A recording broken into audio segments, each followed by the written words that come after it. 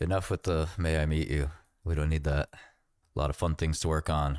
Quantum Computing Inc. I just shorted some on their quarterly report. Nothing there in the quarterly report. Zymeworks, phase 3 results for Zymeworks. Good morning. Let's see what else is going on. Tesla down a little bit. Nvidia down quite a bit, actually. Wonder if there's some rumors about quarterly earnings. Google up 3%. Gemini coming out this week. A lot of excitement about that. I'm still in AVXL. Yeah, I lost some money on quantum shorts. I thought quantum would be down. It had a nice recovery, but I shorted more quantum, so we'll see how that goes. Rigetti down a little bit. Very actively traded. Oh, Jazz and Zymeworks have a partnership. Dell's down 7%. Unicure's down 5%.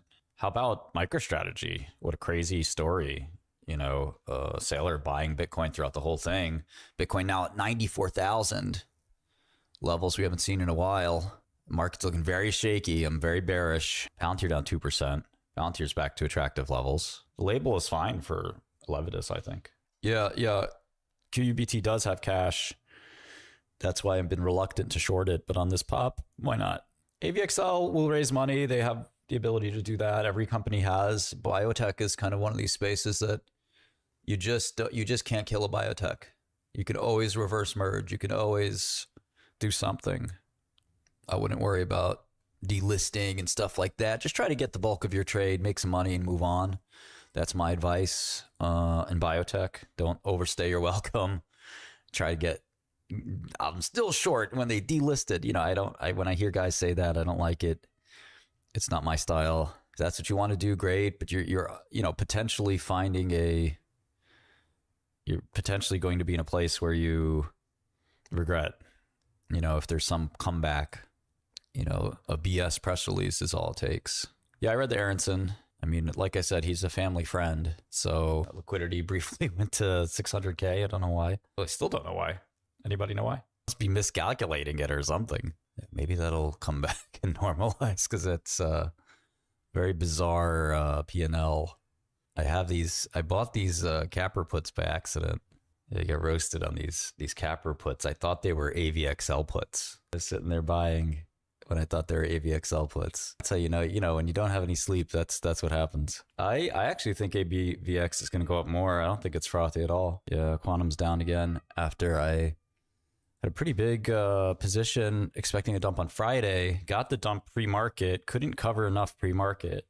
Really rough execution last few days for me. I should be up so much more, but what are you going to do? There's AVXL down to 333 as traders realize it's all over. It's all over, folks. It's all over. Yeah, Biohaven is kind of what I mentioned. No, William, we closed our seed. I appreciate it, though. We don't like talking to VCs unless they call us. VCs are kind of, no offense to any great VCs out there. I have a dream. D-Wave will be down. No, A16Z is great. Yeah, I mean, VCs, unless they call you, I don't think you should call them. You blind calling a VC is kind of a little cringe. I've done it, but Palantir down $1, Nvidia down $3. Nvidia is kind of attractive, so is Palantir.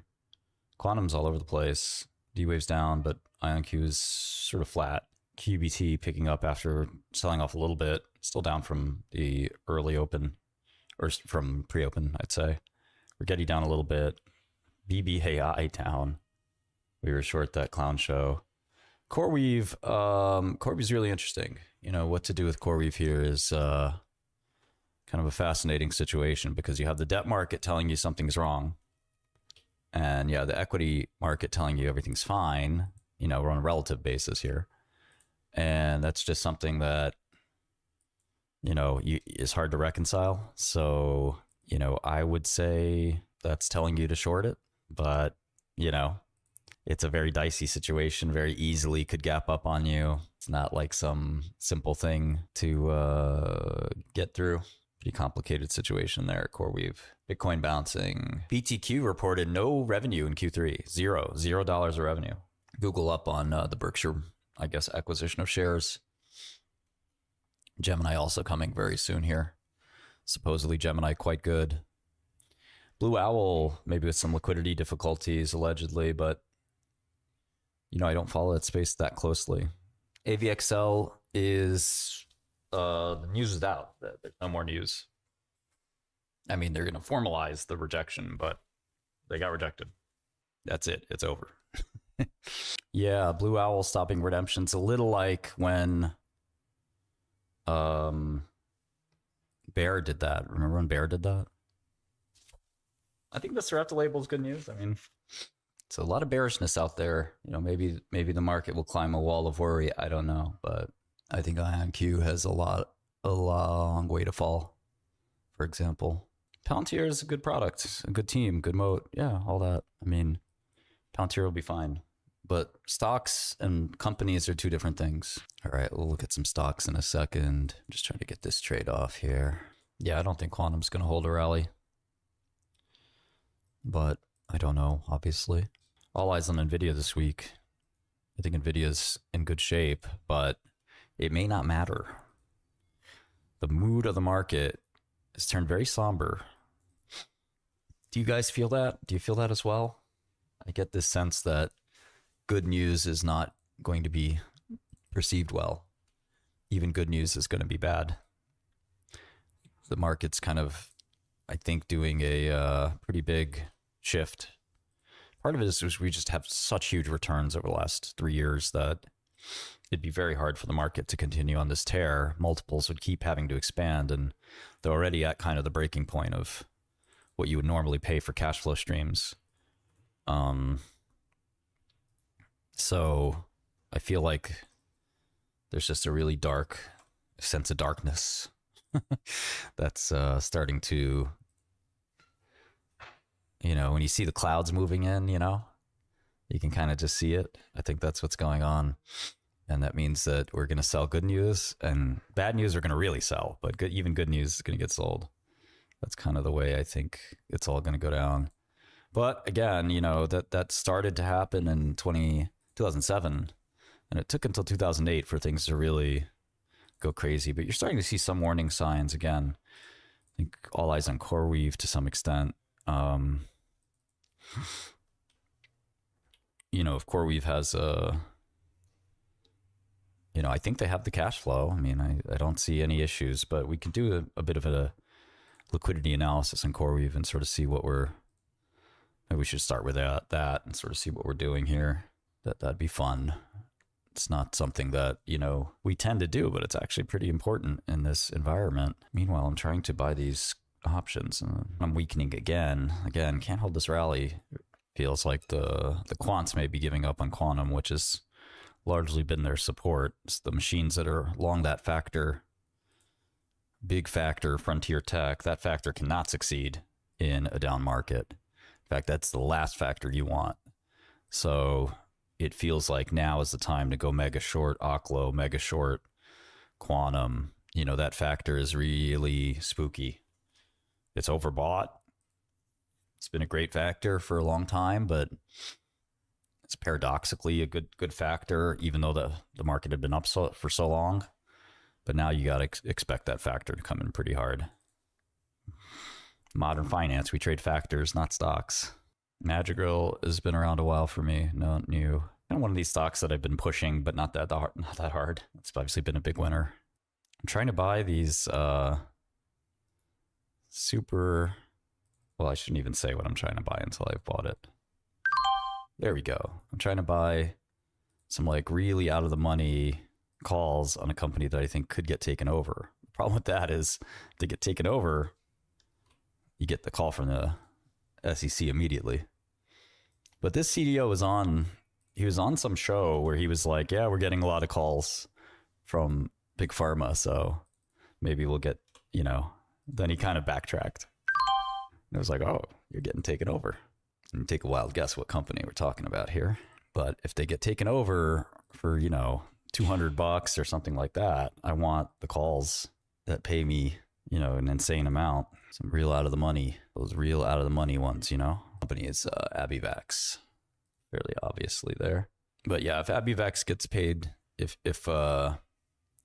said Chag, I like Chag. I'm not long it, but well, I want to buy Chag, man. Yeah, so if Abivax gets bought for 200, you know, these 5 calls go from 1 to 50. That's a 50x, baby. That's a 50x. I'm not having a nice day. Thank you very much. Quantum is up. I like to see NVX slide down. I don't know INBX that well. I bought some on the data, thought it was good data. Well, that factor is not for sale just yet. Factor is, if anything, people really want it for some reason. And CoreWeave's rallying. So much for that. Even old Rigetti. All right, let's look at CoreWeave. See what the situation is there. All right, so we've got 2029 paper. That's 270. 2030 paper, 2 billion. 2031 paper for 1750. They have a term loan, 2 term loans, but I don't know what their terms are. So let's look at the 2029s first. This matures November 2029. 5.7% coupon here. Don't have a price on the bond. We have 2030s that are 9.25 coupon. Those are trading at 95 cents. So still pretty solvent there. 9.5, 9.25. Those are 6/130. They're callable. And let's see. And we got 2031s. These mature Feb 1st.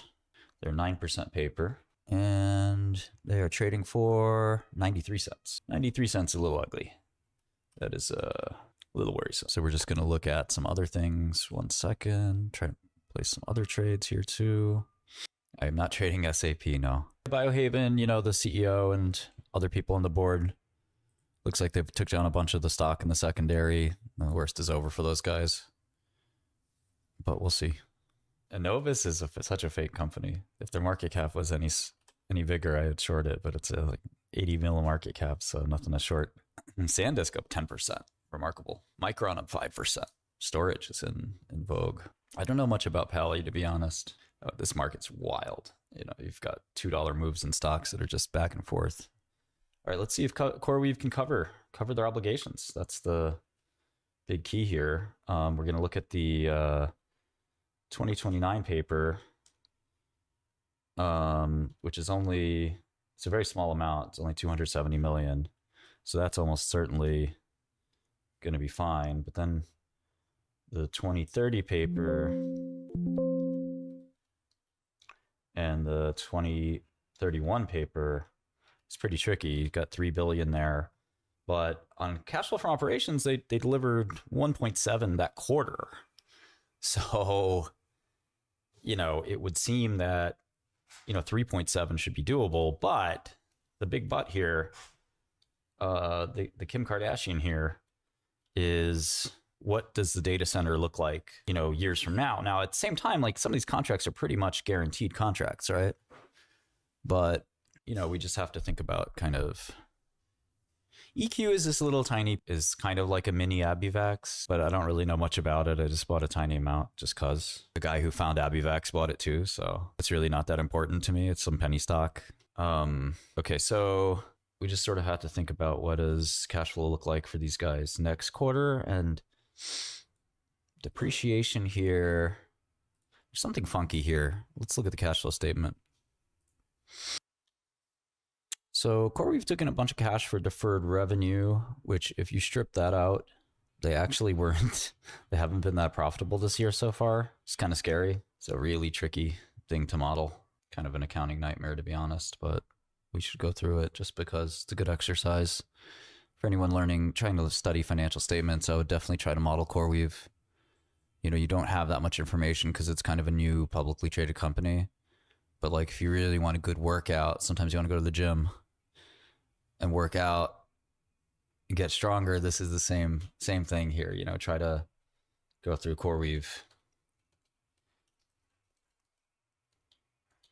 and see if you can lift these weights. It's usually pretty easy for tech companies and for software companies at least, and for biotech. But you want a real accounting challenge, you know, it's not even that big of a challenge, but it kind of is a challenge with respect to just modeling the future vis-a-vis the debt and trying to see if the debt is solvent or not, or the company's solvent or not. Who's telling you this stuff? What stream is going through this? Nobody.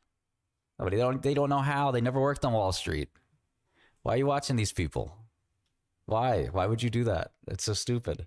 Meanwhile, I can't get these numbers to add up, but 1152883 560 1933 698 299 299.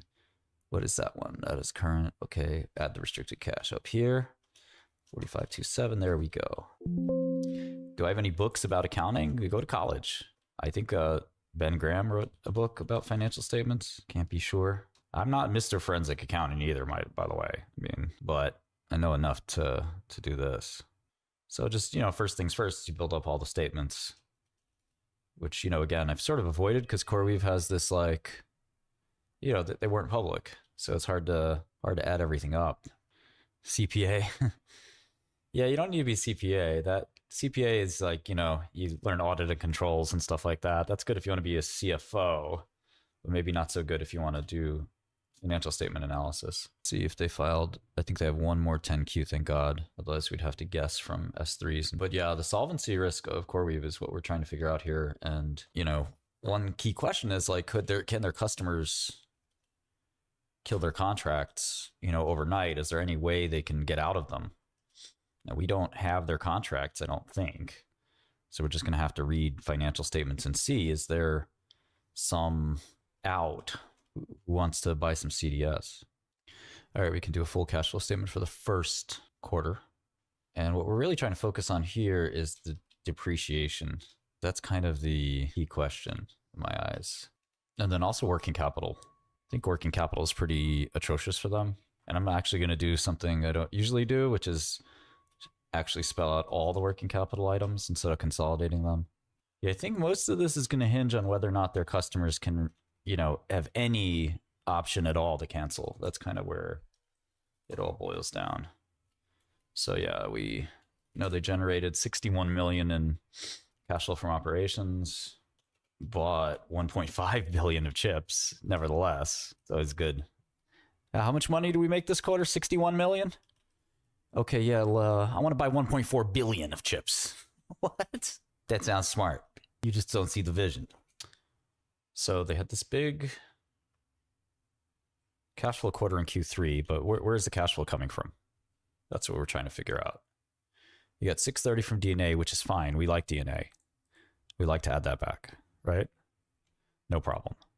But what about these two? Accounts payable is just money that you don't pay your vendors, right?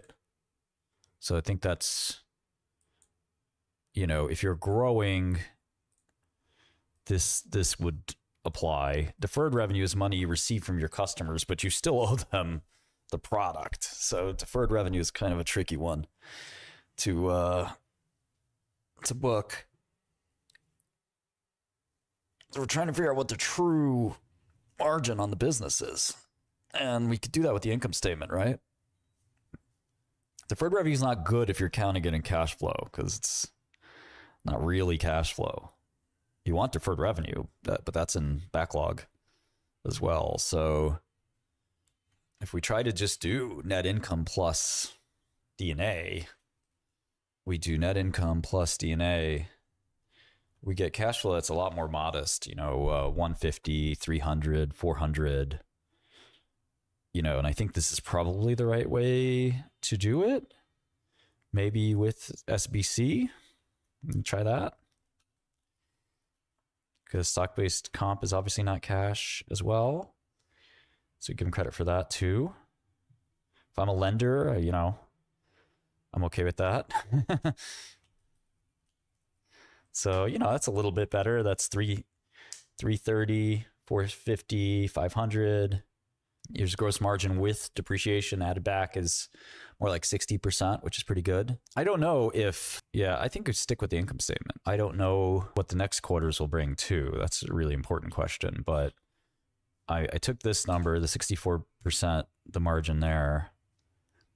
I should increase the sales and marketing. So it's obviously going up. I should increase the G&A too, because I do think that'll go up. Okay, but still very healthy. That's going to be a very healthy business if they can grow it. And that's the question, right? Is this backlog really uncancelable? So if we just take consensus, which is, I think, kind of what I did here. Actually, I'm below consensus. Maybe not totally below consensus, but okay. Yeah, if we take below consensus, yeah, just the next 5 quarters wipes out all their debt. So at least all the bonds. I want to look into this. Let's see if we can find the term loan here. DDTL 1.0 facility. Okay. Well, we have some of this stuff here. We have these two outstanding. Okay, let's try this. 2030 senior notes. DDTL 1.0, DDTL 2.0, DDTL 2.1, DDTL 3.0. What are these? These are term loan facilities. They've got a revolver, 700. 3.0 is 2030 paper. 2.1 is September 2030 paper. And the enchilada, the big one, is 2.0, which is, again, 2030 maturity, 10% interest. And then 1.0 is a pretty big piece of paper. That's March 2028. So pretty soon. But they don't have any debt due for a little while. But here's the debt schedule. So we'll finish out this quarter. We'll just assume that their cash flow is this rough net income plus D&A that I'm projecting here. I assume they don't do any more capex purchases, which obviously they do intend to do that. So 3.5 in cash. This is 12,755 in debt. They still have other loans. They have Magnetar. That looks like the Magnetar loan there, 12%, January 2029, 265 million. Then they have OEM financing arrangements. Okay, that's Nvidia, or who is that? And that's due right away. That's odd. I'll have to look into that a little bit. All right, so that's the stack. $14.2 billion of debt, $3.4 billion of cash. So now let's go to the annuals. We'll see how they're going to handle this. They won't pay taxes while they have this debt outstanding, because it gets swept into the debt. Okay, so if all goes according to plan, it looks like they have plenty of cash flow to handle not just paying the debt, but also expanding the business. 2026 cash flow could be as much as $5 billion, in which case they don't pay this, they don't pay this, they don't pay this, or this, but perhaps they pay this, and cash would drop to say $7 billion. Aggregate debt, they'd still be in a net debt position, but in 2027, let's see what they pay. I don't think they'd pay anything. They'd now be in a net cash position. In 2028, if things went according to plan, it'd be fine to pay off virtually all of this, right? 2028, what would be mature is this and this. So yeah, they would not just be solvent, they'd be flush with cash. What's the catch? The catch maybe is you have a $51 billion, $55 billion backlog, and we're recognizing, 51 over the next period here. Yeah, no, we're going to do that as well, 𝗥𝗡𝗢, don't worry. I'm about to pop that into. Well, do they need to buy more GPUs if this is contracted already? Are they getting contracts for GPUs they don't own yet? I don't think so. Gross margin is, that's excluding D&A, so that's the runoff gross margin. It's a very profitable business once you've bought the chips and you don't have to pay for them anymore. It's a lot of profits there. Okay, yeah, I'm substantially below the street, right? The street's at 30 billion here, and the street's at 18 billion here, 18 and a half. So I'm very much, adjusted net income. Street's assuming some cash flow per share. Let's see. This is sort of cash flow per share right here. And I'm again more or less below the street here. Let me see. Street's at 1778 for this year, 3333 for that year. This is operating cash flow. And 2026, slightly above the street, but that's... So let's assume they keep spending, which I think is a fair assumption. Go back to capex here. This number kind of tells you how much they can afford to spend on capex, the change over change, and keep a no debt profile. Not that much, actually. It's kind of a weird business, right? Because you keep spending capex to You never, where are you ever accumulating cash? Which is kind of the point of business and capitalism. Recurring capex is the catch, yeah. No, Anthony just helps us out on some binaries.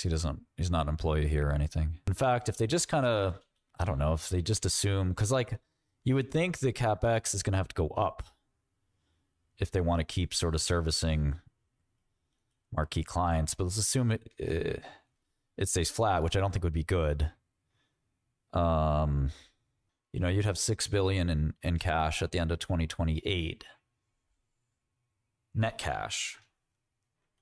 So at the end of 2028, your EV would be 32 billion at this share price.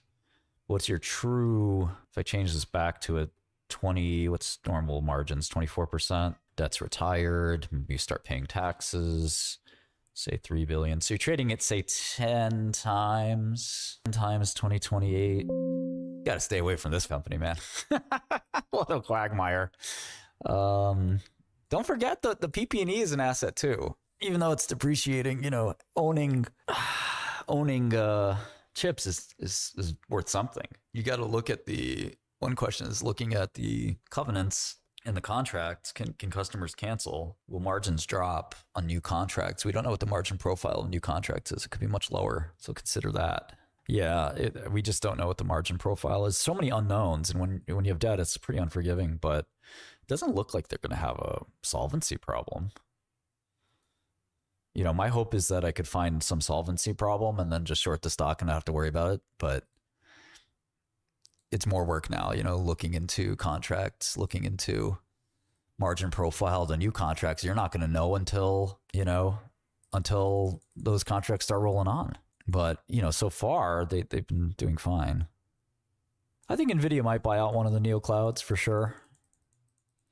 But I think some of the neoclouds are worried that, you know, they're going to come in and take some of their share. Also the old clouds too. The big cloud doesn't want to see that. So there's definitely a little bit of stress there. How would you like to see Nvidia start competing with you? It would not be fun. You wouldn't want that. Yeah, it's just short covering on AVXL. Once that dissipates, you'll have a nice drop. I don't know how anyone can project the price of Bitcoin. I don't think that's possible. You know, you can guess, but it's a little bit silly to try to, this will happen or that will happen. I mean, who knows? Oracle's the other one that people are really interested in from a solvency perspective. Yeah, I don't watch CNBC if you couldn't tell. It's just not my cup of tea, man. I'll stop there before I say something I regret. Okay, so Oracle's 40 times. So Tesla's the most expensive stock in the space. I think everybody knows that. Walmart, surprisingly, also expensive. But yeah, 30 times is the multiple for all stocks next 12 months earnings. Only bargains appear to be Berkshire, Taiwan Semi, Meta, maybe Google. But everything else looks pretty rich. 2020, you're paying normal 2029 multiples. So you got to wait 3 years before, you know, you get your money back. Unless maybe if Meta and Taiwan Semi are there, maybe you'd be okay. But yeah, exactly. 10% correction is nothing. Market loves growth and we're getting plenty of growth. So I think that's, you know, one thing to keep in mind. Yeah. I mean, the obvious question for Robinhood is, you know, what happens when the market crashes? You know, are they, you know, how can they sort of navigate that? And my guess is they'll probably be fine, but it is a question. You know, their customers are not exactly, they're kind of degens, all right? MasterCard market multiple there. Frontier chill 206 times earnings. Just chilling. J&J, kind of not bad, 17 times. Home Depot, aka Hot Dog, 27 times. Market cap, what? Enterprise value. Are you not considering market cap for multiples? What? Huh?